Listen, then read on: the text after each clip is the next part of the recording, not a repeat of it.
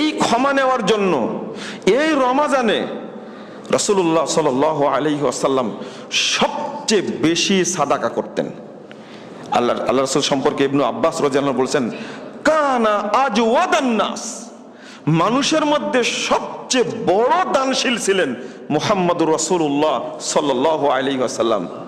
ওয়া ইযা আদরাকা রমাদান, যখন রমাজান পেতেন, ও রাসূলুল্লাহ সাল্লাল্লাহু আলাইহি ওয়াসাল্লাম আজওয়াদু বিল খায়রি মিনার রিহিল মুসরা, যখন রমাজান আসতো তখন তিনি বাতাসের গতিতে দান করে দিয়ে নিজের কাছে যা থাকতো সবই শেষ করে দিতেন। কেন? কেন?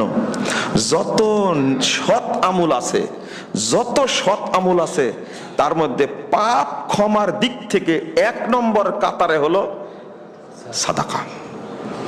রাসূল সাল্লাল্লাহু আলাইহি ওয়াসাল্লাম বলছেন, তাবাহাল ইন্নাল আমাল তাবাহা, সব আমল এক জায়গায় প্রতিযোগিতা করে। আপনি তো একজন মানুষ, আপনার কিন্তু হজ আছে, আপনার সালাত আছে, আপনার যাকাত আছে, আপনার সিয়াম আছে, আপনার সাদাকা আছে, আপনি এই আমলগুলো করেন। তা আপনার আমলগুলো এক জায়গায় হয়ে পরস্পরে প্রতিযোগিতা করে। সালাত বলে যে আমি তোমাদের মধ্যে শ্রেষ্ঠ, সিয়াম বলে না আমি তোমাদের মধ্যে শ্রেষ্ঠ। রাসূলুল্লাহ সাল্লাল্লাহু আলাইহি ওয়াসাল্লাম ফাকালাতিস সাদাকা আনা আফজালুকুম, ফলাফল বের করে দিলেন, সাদাকা বলে তোমাদের চেয়ে আল্লাহ আমাকে সবচেয়ে বড় মর্যাদা দান করেছেন। তাহলে সব আমলের মধ্যে কোনটা বেশি গুরুত্বপূর্ণ? সাদাকা। কারণ হলো এখানে 2টা হাদিস। একটা হলো এই শব্দটা অন্য কোন আমলের ক্ষেত্রে আল্লাহ বা আল্লাহ রাসূল ব্যবহার করেননি। একটা হলো সাদাকাতুস সির তুতফিউ গাদাবার রব, আর একটা হলো ইন্নাস সাদাকাতা লা তুতফিউ যুনুবা কামা ইউতফিউল মা'আন নার। রাসূল সাল্লাল্লাহু আলাইহি সাল্লাম বলছেন, সাদাকা পাপকে অনুরূপ নষ্ট করে দেন যেভাবে পানি আগুনকে সাথে সাথে নিভিয়ে দেয়। তুতফিউ শব্দের অর্থ কি জানেন? বাতি নিভিয়ে দেওয়া। এখন তার বাতি নাই, এখন কি আছে? এখন কারেন্ট আছে। আচ্ছা, একটা সুইচ অফ করতে কয় মিনিট লাগে? 1 সেকেন্ডে সুইচ অফ হয় না আরো কম লাগে? আরো কম লাগে। এমন একটা টাইম আসবে জানেন, ওইটাও টাইম লাগবে না, একদম রিমোটে হয়ে যায়, তাই না? আরো সহজ টাইম আসবে। মুহাম্মদুর রাসূলুল্লাহ সাল্লাল্লাহু আলাইহি সাল্লাম বলছেন, আগুন যেমন নিভে যায়, বাতি যেমন নিভে যায়, এরকম টাইমে ঠিক আল্লাহ রাব্বুল আলামিন বান্দার পাপকে সাদাকার মাধ্যমে তার চেয়েও দ্রুত টাইমে ক্ষমা করে দেন। মানে 1 সেকেন্ড লাগে বললেন আপনারা বাল্ব অফ করতে, কিন্তু বান্দার পাপ ক্ষমা করতে আল্লাহ এতটুকু সময় নেন না। আল্লাহ এত দয়ালু। আরেকটা তুতফিউ গাদাবার রব, যে ব্যক্তি গোপনে সাদকা দেয়, আল্লাহর যে রাগ আছে তার উপরে, এই রাগকে আল্লাহ সাথে সাথে দূর করে দেন।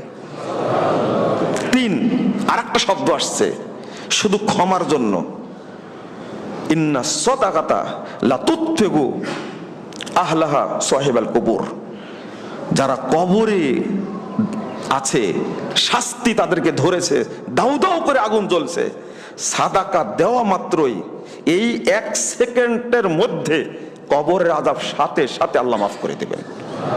এই 3টা হাদিসে তুতফিউ শব্দ ব্যবহার হয়েছে, অন্য কোনো আমলের ক্ষেত্রে তুতফিউ শব্দ ব্যবহার হয়নি। মানে আপনি সালাত আদায় করছেন, পাপ ক্ষমা হতে আপনার দেরি হতে পারে। আপনি হজ করছেন, হজ কবুল হতেও তো কয়েকদিন লাগবে, অন্তত 5 দিন লাগে, সময় লাগবে। আপনি সিয়াম পালন করছেন, সিয়ামটা হতেও তো সময় লাগে, কয়টা পর্যন্ত?